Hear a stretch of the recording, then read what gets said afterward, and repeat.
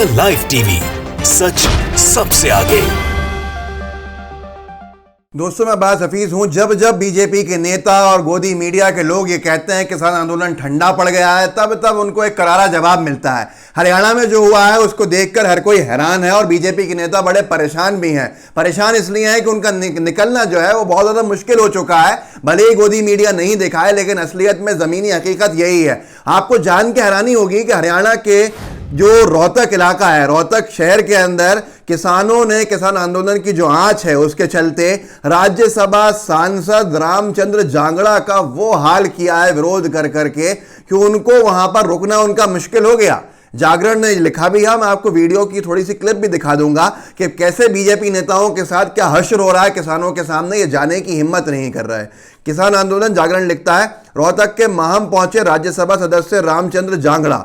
किसानों ने किया जमकर विरोध। असल में ये दीपावली मिलन समारोह रखा गया था बीजेपी के लोगों ने एक राजनीतिक स्टंट बनाने के लिए। वहां एक गौशाला है, गौशाला में, और वहां की गौशाला में जब बीजेपी नेताओं का आना हुआ तो जम के विरोध किया, और विरोध इतना किया किसानों ने कि बीजेपी नेताओं का वहां रुकना मुश्किल हो गया। यहां तक कि उनके राज्यसभा सांसद पहुंचे थे जिनका नाम था रामचंद्र जांगड़ा। मैं आपको चलिए वीडियो दिखाता हूं, आपको ये वीडियो समझ में आएगा किसान कैसी नारेबाजी करके बीजेपी के नेताओं को और सांसद जी को बाहर भगाते हुए दिख रहा है। ये वीडियो थोड़ा सा देख लीजिए। इसके वीडियो तो लंबा है, 10-11 मिनट का पूरा विजुअल है, लेकिन मैं आपको 30 सेकंड 40 सेकंड का दिखाता हूं, देखिए।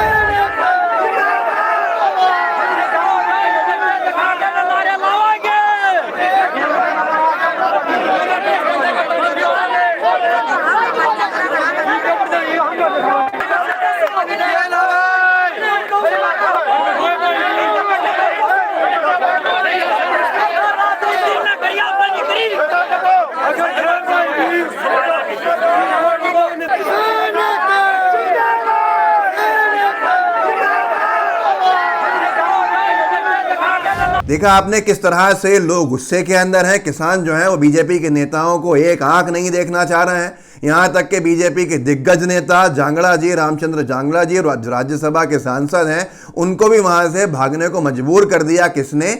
वहां के किसानों ने। अब वो भागे नहीं भागे एक अलग विषय है, लेकिन किसानों का विरोध जो था वो उनके सामने जम के था। और यही हालत हो गई है बीजेपी के नेताओं की पूरे हरियाणा में, पूरे पंजाब के अंदर, उत्तर प्रदेश में भी दिखाया नहीं जा रहा है। लेकिन यही हाल है कि कितने गांव ऐसे हैं जहां पर बीजेपी के नेताओं की एंट्री को बैन लगाने के लिए बाहर होर्डिंग्स, बैनर, पोस्टर लगा दिए गए हैं। और ऐसे में ये कहते हैं कि हम दुनिया की सबसे बड़ी पॉलिटिकल पार्टी हैं, हम तो, हमारा डंका बज रहा है, आएंगे तो हम ही ऐसे आएंगे। यही हाल हुआ उपचुनाव में। सीधा सीधा असर दिखा कि ये जितना बुरी तरह से हारे हिमाचल प्रदेश में, वो तो एक नज़ीर बन गई कि वहाँ सरकार इनकी, मुख्यमंत्री खुद अब इनके खिलाफ ही बयान दे रहे हैं एक तरह से कि महंगाई में हार गए हम।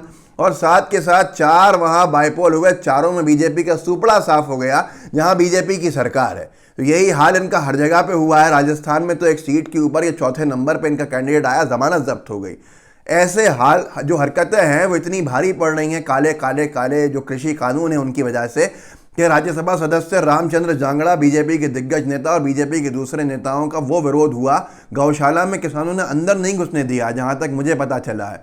ये रोहतक का मामला, और मामला सिर्फ रोहतक तक सीमित नहीं है, पूरे देश के अंदर अलग अलग जगह पे यही हो रहा है।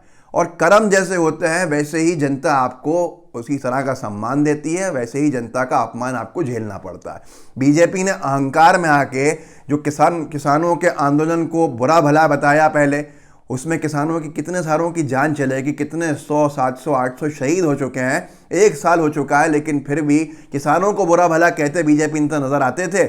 अब ये हो गया है, किसानों ने अपना विरोध जो है दर्ज कराना हर जगह पे शुरू कर दिया है। वो जेजेपी के एक विधायक का आपको बयान याद होगा, उसने बहुत पहले कहा था, जो जननायक जनता पार्टी, जो दुष्यंत चौटाला की पार्टी है, उसने कहा था हमारा निकलना जो है हरियाणा के अंदर मुश्किल हो जाएगा आगे। और उसकी बात सच होती दिखती है। उस विधायक ने यह कहा था कि हमें तो लोहे के कपड़े पहन के जाना चाहिए बाहर, क्योंकि जनता हमें कूट डालेगी वहां जाके। ये सारी चीज़ें बीजेपी के नेताओं के साथ हो रही हैं, पर फिर भी आखिर क्या मजबूरी है कि मोदी सरकार किसानों के खिलाफ जो काले कानून आए हैं उनको वापस लेने को तैयार नहीं है। किसान कहते हैं कि हमें इससे कोई फ़ायदा नहीं है, और बीजेपी के नेता कहते हैं नहीं, तुम्हें इसी से फ़ायदा होगा।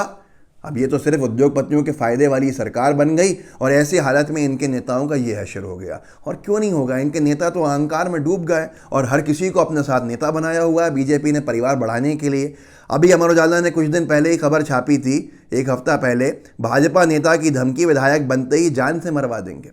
एक भाजपा नेता का स्कूल या कॉलेज है, उसके अंदर स्कूल है, उसमें एक करीमनगर के निवासी हैं, हरदोई के इलाके के, जिनका नाम है, जो शिक्षक हैं, उन्होंने अपने जो स्कूल चलाने वाले भाजपा नेता हैं उनसे कहा था, भाई मेरा बकाया राशि दे दो। उन्होंने गुस्से के अंदर आके, ऐसा उस व्यक्ति का कहना है, मनीष कुमार का, जो उनका कर्मचारी है वहाँ पर, शिक्षक है, कि मुझसे कहा कि अगर जब हम विधायक बनेंगे तो मैं जान से मरवा देंगे।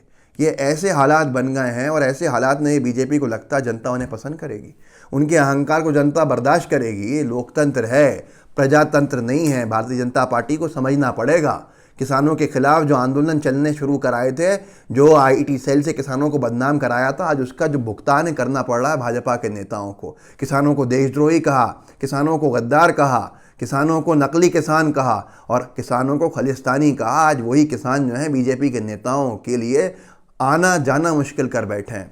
रोज़ाना सुनते हैं, कहीं बीजेपी के नेताओं को भगा दिया, कहीं घुसने नहीं दिया, सांसद को दौड़ा दिया। ये सारी चीज़ें सामने हैं, और कैसे कैसे नेता बना लिए हैं इन्होंने अपने साथ में। अमर उजाला ने ही छापा अभी 4 दिन 5 दिन पहले का, कि चोरी की बाइक सहित भाजपा नेता पकड़ा। आप सोचिए, ये भाजपा नेता को चोरी की बाइक के साथ पकड़ा गया। भाई कैसे लोग आपने अपने पार्टी के अंदर भरे हैं। पार्टी कुछ भी चाहती है, बस चाहती है कि हमारे साथ लोग बढ़ते जाएं, मजबूत होती जाए हमारा संगठन। अब अपराधी प्रवृत्ति के लोग अगर आएंगे तो क्या होगा, जनता में क्या इमेज जाएगी। और यही वजह है कि भाजपा के जो सांसद विधायक बड़े बड़े धमकियां दे रहे थे किसानों को, आज वो हश्र आपने देख ही लिया। आशीष मिश्रा मोनू का, उन्होंने किसानों को रौंद दिया। पहले उनके डैडी जो हैं गृह राज्य मंत्री, वो किसानों को किस तरह से चमका रहे थे कि हमारा इतिहास रहा है, हम क्या कर सकते हैं, हम क्या करते हैं, सामने आके लड़ो, यूँ ठेंगा दिखा के जा रहे थे। और अब क्या हाशिर हुआ है, किसानों ने मोर्चा जो खोला हुआ है, वो ऐसा लगता है, राकेश टिकैत साहब ने तो कह ही दिया, हमारी दवा का असर होना शुरू हो गया है। उपचुनाव में बीजेपी हारने लगी है, जगह जगह पे मजबूत इलाकों में हारना शुरू हुआ है बीजेपी का। उत्तर प्रदेश चुनाव में क्या असर होगा ये भी आपको अंदाज़ा है, बीजेपी को भी अंदाज़ा है। तो इस तरह से भी, लेकिन अभी भी क्या मजबूरी है कि किसानों के खिलाफ जो कानून पास कर दिए, काले कानून जिनको किसान कहता है, उसे वापस लेने को तैयार नहीं है भारतीय जनता पार्टी। आने वाले समय में और कितनी फजीयत होगी तो ये तो देखने को मिलेगा, लेकिन कुछ चर्चाएं कर ले गोदी मीडिया तो बड़ा मज़ा आएगा। हेडलाइंस में भी इनको जगह नहीं मिलती है, क्योंकि बीजेपी के सांसद को विरोध हो रहा है, गौशाला में अंदर नहीं आने दिया जा रहा है। ये अपने आप में कितनी बड़ी बात है। बीजेपी के नेता कह रहे हैं कि विधायक बन गए तो मरवा देंगे। तो ये सारी चीज़ें जो हैं, ये बीजेपी के खिलाफ एक ऐसा माहौल बना रहे हैं, अंडर करंट जिसे कहते हैं, कि बीजेपी को पता भी नहीं चलेगा कब ये सरकार से बाहर हो जाए। इस वीडियो को आगे बढ़ाइए, हमारे किसान साथियों का साथ दीजिए, शेयर कीजिए। व्हाट्सएप ग्रुप्स होंगे आपके, फेसबुक, सोशल मीडिया, जो भी प्लेटफॉर्म्स हैं वहाँ भी शेयर कीजिए, ताकि और लोग जुड़ें, और लोग देख सकें, और लोग जागरूक हों। साथ में लाइव टीवी को सब्सक्राइब कीजिएगा, नीचे बेल आइकन दिख रहा होगा, इस पर क्लिक कर दीजिए। जय हिंद, जय भारत। द लाइव टीवी, सच सबसे आगे।